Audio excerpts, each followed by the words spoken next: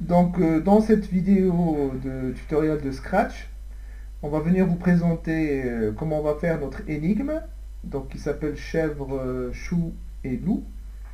Donc tout d'abord, il faut commencer par sauvegarder le projet dans un répertoire à vous.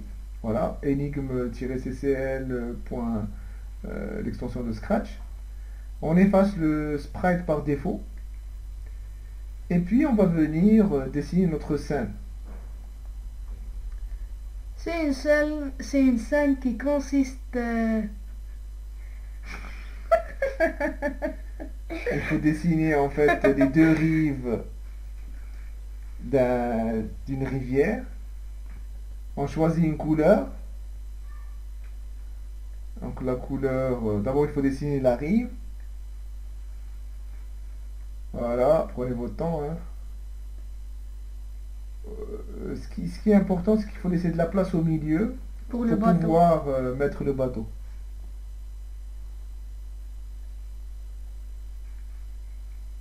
Alors après on remplit avec les couleurs. Qu'est-ce que tu vas choisir? Genre, La couleur vert, pourquoi?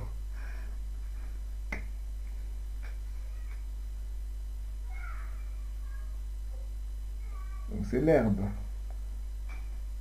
Et la deuxième couleur? le bleu pour l'eau. Oula, c'est un peu trop bleu ça, hein. C'est plutôt vert ça. Une eau trouble. Donc on va choisir une eau un peu plus claire. Voilà. Très bien. Donc une fois qu'on a choisi des couleurs,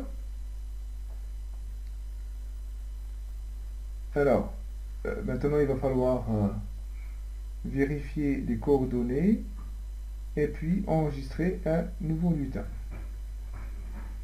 Alors on va choisir un lutin donc, qui va transporter, donc c'est un bateau.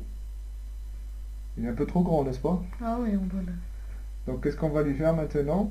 on va lui enlever la voile, si tu veux. Donc les deux voiles, on va les effacer. Bon, vous pouvez créer vous-même votre dessin. Voilà, hop. Je rappelle qu'on est en vectoriel, donc on le voit en bas à droite. On est en mode bitmap, mais on peut vectoriser notre dessin. Alors, qu'est-ce qu'on va rajouter maintenant? Ben, le conducteur. C'est le capitaine du bateau. Donc si vous vous sentez une âme artistique, vous pouvez faire un joli dessin. Mais nous, on va faire quelque chose d'assez sommaire. Alors, ce qu'il faut comprendre dans ce dessin, maintenant qu'on a un petit peu le temps de discuter, c'est que on va venir examiner les différentes logiques d'algorithmes qui vont nous permettre d'interagir entre le conducteur du bateau, plutôt le bateau, le sprite du bateau, le sprite du chou, celui de la chèvre et celui du loup. Et également une détection quand on a gagné ou perdu, c'est-à-dire que si le chou se retrouve avec la chèvre sur la rive sans le capitaine du bateau, donc c'est perdu, c'est-à-dire que la chèvre a mangé le chou et on a perdu. Pareil, si le loup se retrouve avec la chèvre sur la rive, on a perdu. Donc on ne peut laisser que le chou avec le loup, voilà, ou alors il faut que le conducteur du bateau soit avec eux. Également, on n'a qu'une seule, la barque peut être vide, ou bien le bateau peut être vide, mais il ne peut transporter qu'un seul personnage à la fois. Donc soit le chou, soit la chèvre, soit le loup. Voilà, donc on a fini de dessiner un petit peu notre... oh, il n'est pas trop moche quand même. Un peu trop. Hein, qu'est-ce qu'il lui manque? Un joli chapeau, une petite barbe. Quelle drôle d'oreille. Euh, Une barbe. bon, on l'a fait comme il y a assez longtemps. Et là, on est en train d'ajouter les commentaires.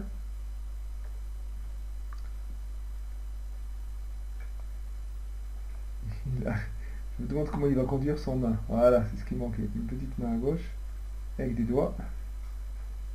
Le batelier.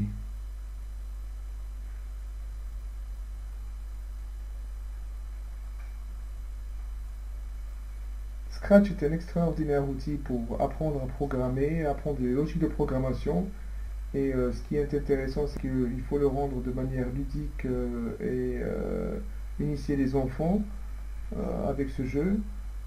Et au bout d'un certain temps, ben, ils iront vers des algorithmes plus compliqués, toujours avec Scratch, et puis passer à de l'Arduino ou bien à de la programmation en C, qui sont les outils actuels de programmation euh, embarquée ou de programmation sur PC. Il y a également la programmation Java pour tout ce qui est Android. Voilà. Bien. Maintenant qu'on a fini avec notre batelier, on va chercher autre chose. Alors, qu'est-ce qui pourrait ressembler à un chou? Bon, tout ce qu'on a trouvé, c'est une pastèque, un watermelon. Je pense qu'on va venir le modifier, parce que ça ne ressemble pas à grand-chose. Alors, on remarque qu'il y a plusieurs vues, donc on n'a pas besoin d'avoir plusieurs vues, donc on va venir les effacer. Voilà, ça c'est des costumes, Scratch les appelle des costumes. Et puis, euh, par rapport à ça, donc on va le renommer, on va l'appeler chou. Vous avez vu que j'ai cliqué sur le i qui permet donc de changer les propriétés du sprite. Là, on va chercher une chèvre. Non, on a oublié de renommer le bateau. Donc il suffit de réécrire. Je vous invite également à sauvegarder à chaque fois, donc CTRL S, votre projet pour éviter les problèmes. On indique également qu'il faut qu'il puisse se tourner à droite à gauche. C'est la petite flèche des deux côtés bleus qui montre qu'il peut prendre deux directions. Donc il peut regarder soit à gauche, soit à droite. Bien. Donc il est un peu gros, donc on va le réduire. Vous avez un icône dans la toolbar pour ça. Il suffit de cliquer sur l'objet. Pareil pour celui-là. Là, on va désigner le centre, le point 00 qui correspond au sprite. C'est pour pouvoir le positionner plus tard. Donc la petite croix indique le 0, l'emplacement du sprite.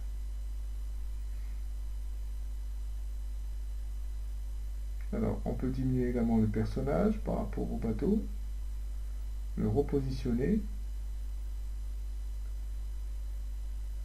Voilà, à l'arrière du bateau, comme ça on laisse de la place au milieu. Très bien. Donc voici la place du milieu, c'est le 0,0 de l'emplacement. Alors, on va essayer de dessiner un vrai chou. Alors un chou, ben, ça se présente comme une salade, hein, avec les différentes feuilles. Bon, on n'est pas en train de faire de l'art.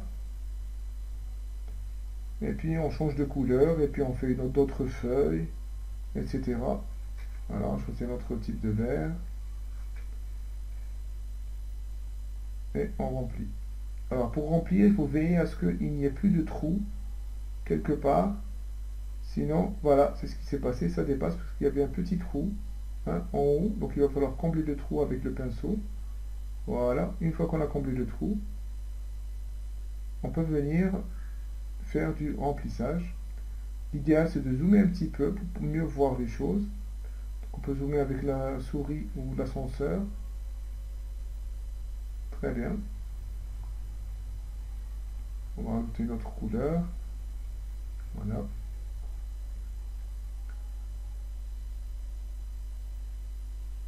C'est une couleur qui ressemble plus à la couleur du chou.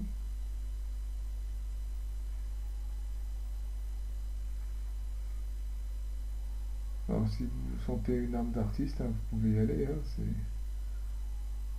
le but étant de montrer aux enfants qu'on peut utiliser aussi cet outil de dessin. Donc on peut attirer vers la programmation par l'approche dessin, comme on peut l'attirer par l'approche jeu, ou pour faire une bande dessinée ou une carte postale animée. Donc toutes les approches sont bonnes pourvu que l'enfant trouve une interactivité avec le système et on lui montre quels sont tous les avantages qu'il peut tirer d'un outil tel que Scratch qui permet de programmer. Bien, c'est pas la partie qui est la plus intéressante, enfin, de notre point de vue. Alors, une fois qu'on a fini de dessiner notre chou, ben, on efface le watermelon. On repositionne le 0, voilà, le 0 du chou. Ce 0 va venir correspondre au 0 de la barque, donc on va faire attention à ce qu'il puisse, quand les deux zéros, donc les deux points centraux, les centres de gravité des deux systèmes se confondent, qu'on n'ait pas l'impression que le chou écrase la barque, mais vient se positionner juste au-dessus. Alors, pour le loup, eh ben, on n'a pas trouvé de loup. Ça peut être un cheval, sauf que c'est pas très agressif là. On va plutôt essayer de trouver autre chose. Peut-être la lionne, oui, ce serait pas mal ça. Donc on efface le cheval. Et on lui indique de se positionner à moins 90 degrés et que surtout elle ne peut aller qu'à droite ou à gauche. Elle peut voir à gauche ou à droite. C'est la petite flèche bleue qu'on voit style de rotation. Alors on renomme, on diminue sa taille. Voilà, très bien. Et on positionne le centre du sprite. Voilà, on va venir effacer le cheval. Hop. Effacer. C'est pas là. Donc ça, le cheval c'est la chèvre, hein, on a compris.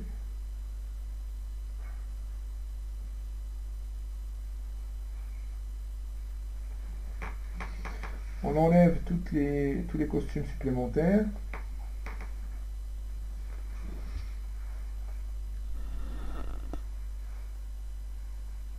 Et on positionne le centre de gravité.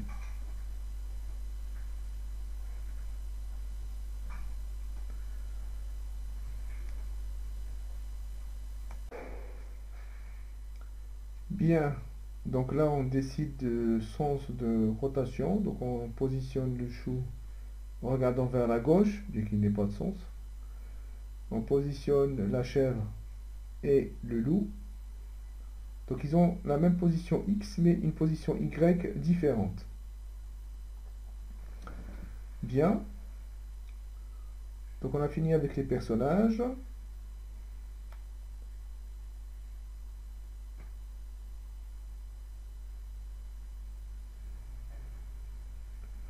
Quand même, on essaie d'ajuster un petit peu. Ils sont un peu plus grands que le batelier. Voilà.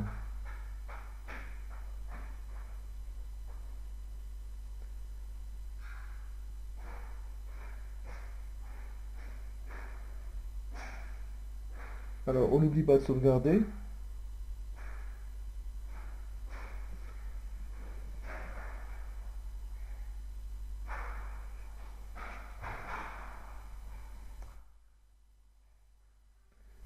Et maintenant, on commence la partie programmation. Alors, on est dans le premier sprite et on indique premièrement une variable qui s'appelle la variable charge et qui correspond à ce que s'il est chargé ou il n'est pas chargé. Et avec quel sprite? Donc notre variable charge est à 0. On indique quand il est cliqué, donc quand le lutin bateau est cliqué, et on va regarder sa position. Est-ce que sa position X est supérieure à une certaine valeur? C'est-à-dire, est-ce qu'il se retrouve sur la rive de droite? Donc si il est sur la rive de droite, qu'est-ce qu'on fait? Alors,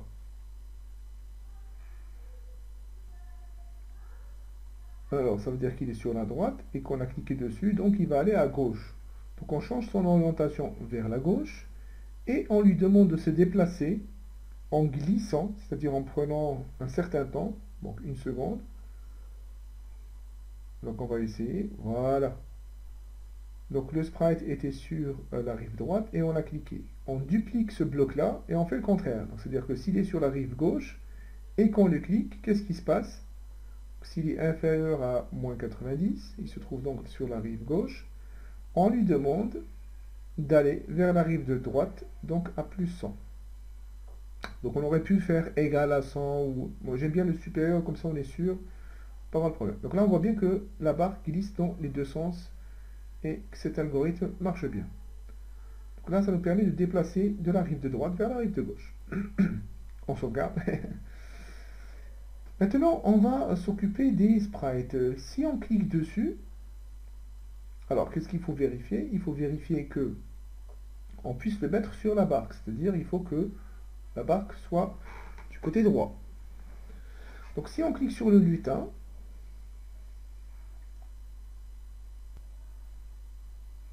alors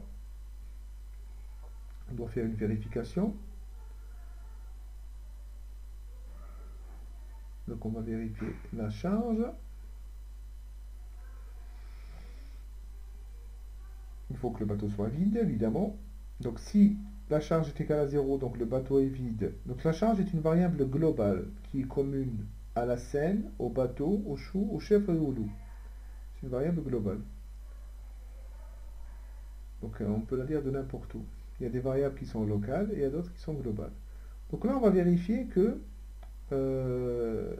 les coordonnées de x donc, sont supérieures à 90. C'est-à-dire que le sprite se trouve sur le côté droit, mais ça ne suffit pas. Et une autre condition pour que le sprite puisse se charger, c'est que lui doit se trouver sur le côté droit et la barque aussi doit se trouver sur le côté droit. Donc on met une autre comparaison. Par contre, il faut qu'on cherche les coordonnées de la barque. Et là, on va utiliser donc la fonction capteur. Capteur me permet d'avoir l'abscisse de quelque chose, d'un des sprites.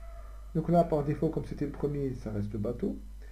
Donc si l'abscisse du chou se trouve à droite et l'abscisse du bateau se trouve également à droite, alors on peut faire glisser le chou jusqu'à la position du bateau. Donc la position du bateau, on la connaît, c'est 100-20, puisqu'on lui avait déjà dit de se rendre à 100-20. Et on va positionner la charge à 1. Donc on sait que le bateau maintenant est chargé. Voilà. Et on voit la variable charge en haut à gauche qui passe à 1. Donc là, on ne l'a pas encore vidé. Ça veut dire qu'il faut le faire manuellement. On peut changer la variable. Voilà, on l'a remise à 0. Juste pour vérifier que ça marche. Parce que là, on l'a chargé. Maintenant, il va falloir mettre l'algorithme qui la décharge. Alors, donc on va venir dupliquer. Si on a cliqué, ça par contre c'est la partie qui s'occupe de la partie gauche. C'est-à-dire que si le chou se trouve à gauche et que la barque se trouve à gauche, donc ça c'était le help, on s'est trompé. Voilà, donc si le bateau se trouve à gauche et le chou se trouve à gauche, alors on demande au chou de se charger sur la barque, donc d'aller dans la position de l'autre côté. On peut venir l'essayer. On le met n'importe où, le chou. Voilà. Et si on clique dessus, ouais, là il est chargé. Donc il faut déjà qu'on le décharge manuellement. Hein. Pour l'instant on est en train de tester. Voilà. Bien, donc cette partie-là marche bien. Qu'est-ce qu'on va ajouter? On va ajouter le déchargement. Alors pour ce faire, il faut dupliquer tout le code. Voilà, on va enlever. Bon, ça on garde, hein, si la charge vaut 1 maintenant, c'est-à-dire qu'on a cliqué sur le lutin et que la charge vaut 1. Donc deux cas de figure, il faut que le bateau se trouve à une position donnée. Donc puisque il est chargé, ça veut dire qu'il est sur le bateau, donc l'abscisse du X du chou, c'est la même que la position du bateau. Donc il suffit de faire le test que sur une seule abscisse.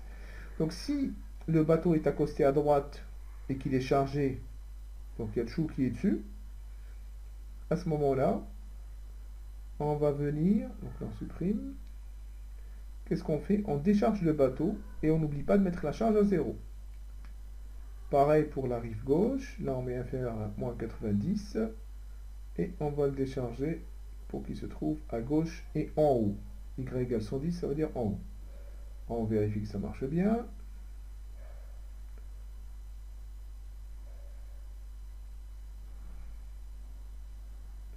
Bon, on peut mettre la charge avant ou après, c'est pas un souci ça. C'est juste pour qu'elle se mette d'abord à 0 parce que ça prend un peu de temps mais c'est pas grave. Ok.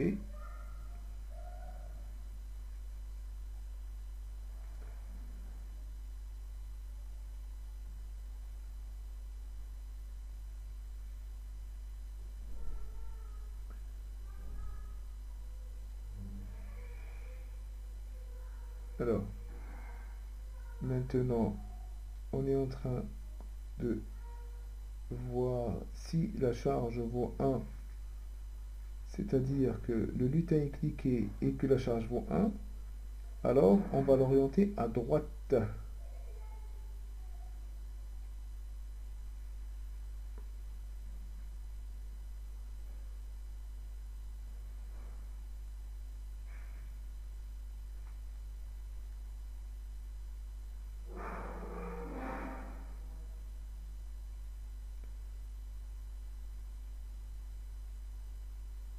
C'est-à-dire qu'il il est prêt à, une fois qu'il est chargé, il est prêt à se déplacer.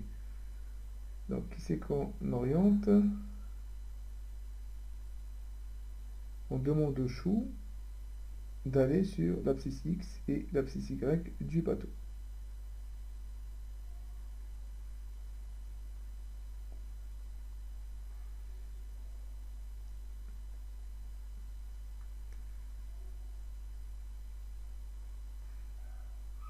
Parce que sinon, quand on clique sur le bateau, il va le déplacer sans le chou.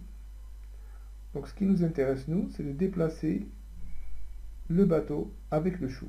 C'est-à-dire que dès que le système marche, il faudrait que si jamais le bateau se déplace, il faut que le chou le suive.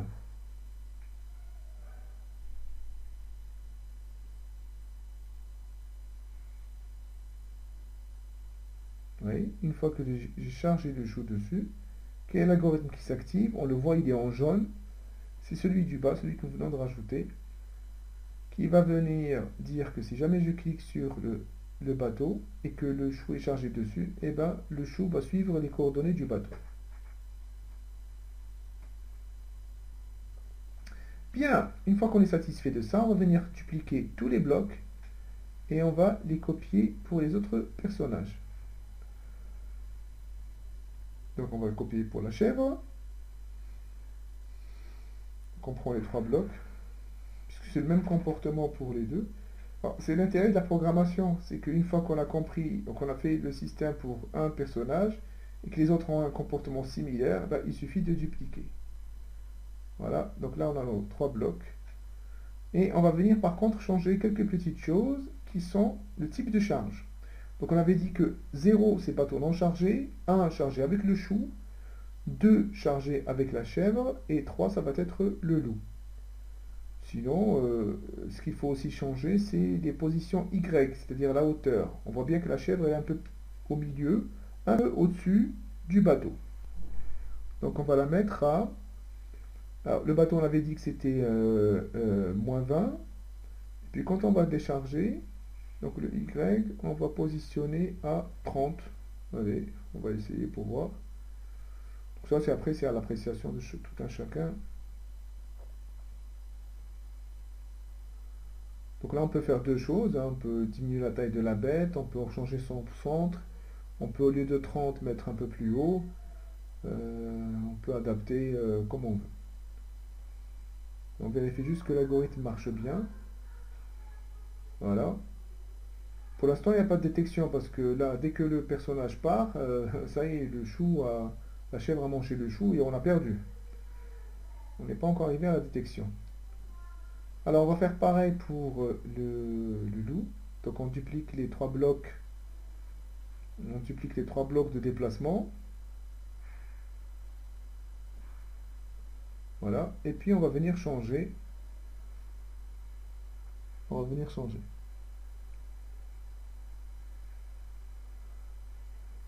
Il suffit juste de changer la position Y. Alors, tu penses à quelle position là? On change. On change quoi? X ou Y?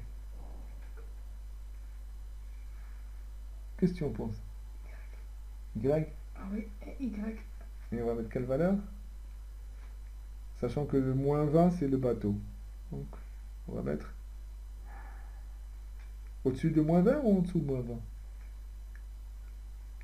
En dessous. Ah bah oui. Alors là on a essayé -100, on va voir.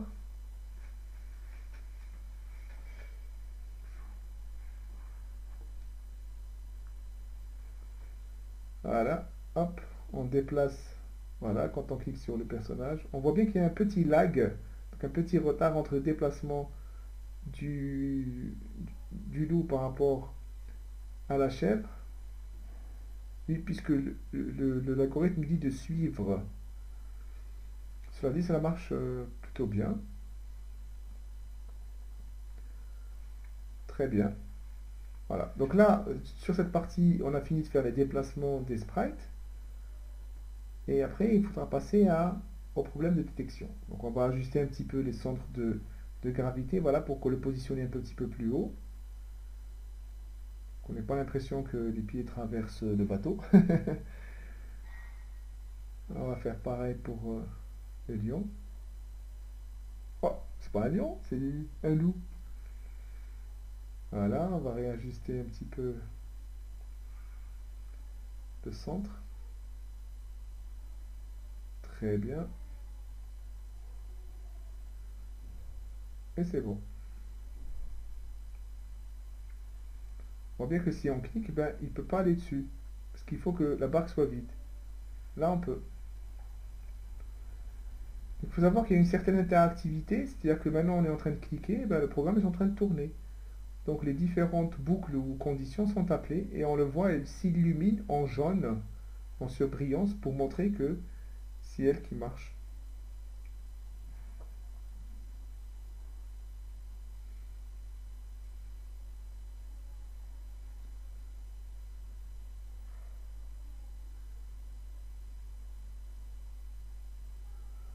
Alors, qu'est-ce qu'on peut rajouter?